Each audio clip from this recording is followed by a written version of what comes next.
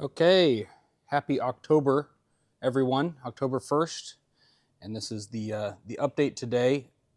I know it's kind of hard to squeeze in here, but we got Monkey Kid set, 4 bays of Monkey Kid. These sets are absolutely enormous, but so awesome. I'm glad to have so much of it in the store. Um, and then we also got Ninjago set, and surprisingly, that's only 3 bays. We snuck it in there. There is some in the back stock. So I could have, spread it out and made it 4 bays, but it didn't need to be. It's kind of the opposite problem of Monkey Kid, where there's just a bunch of medium to small boxes in Ninjago.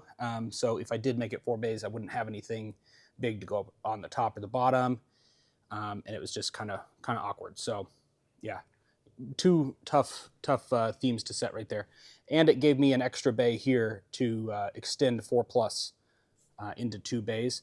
I also came to a realization that these racks that we have 2 extra of for use with modular buildings are not going to work super duper great because the way these are laid out, there's a split in the main rail on the mid level there. So you have to have one at the bottom, mostly. I mean, to keep the whole thing from the legs splaying out. You have to have one in the middle to keep the 2 posts together. Then you should probably have one at the top just to make use of the height of the whole thing. So really, it's only this shelf and this shelf that you can do anything with. Well, no matter where you put one of these shelves, you cannot fit 2 small modulars, and I'm saying like the bookshop or the downtown diner. You can't even fit 2 of them between the top and the mid shelf. So what do you do in that situation? What we decided was we're just going to remove those 2 shelves that can be moved, and we'll just have the 3 that are necessary, and then we'll stand up a modular, and then we'll have Everblock in the back, and then another modular behind it. So it's kind of a stair-step situation without the shelf in there. So I got to take 2 shelves out of 2 racks. So I got 4, and I had 1 left over from pulling them from our storeroom racks. So I had 5 to work with. And so that's what I did over here in the 4+ section is I added a couple more here. Let's see. I added 1 more here. And then I had 1 that I used in Ninjago. That's what got me to having 5. So I have 4 left, I believe. Is that right? 4 left. Yep.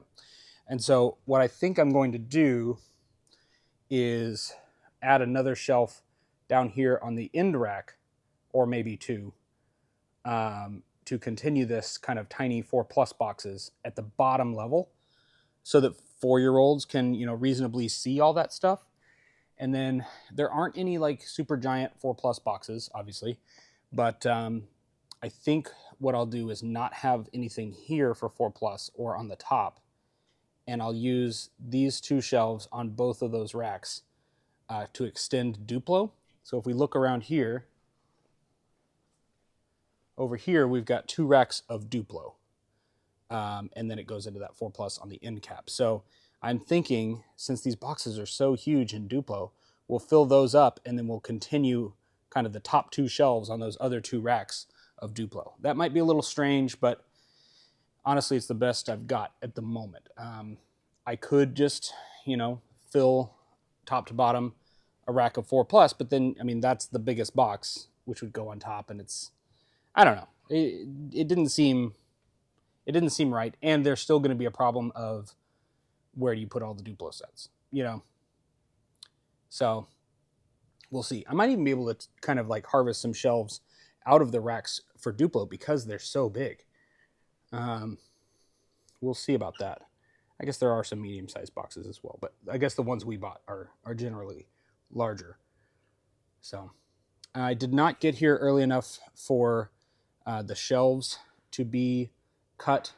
The stores are already open, but we will try that another day.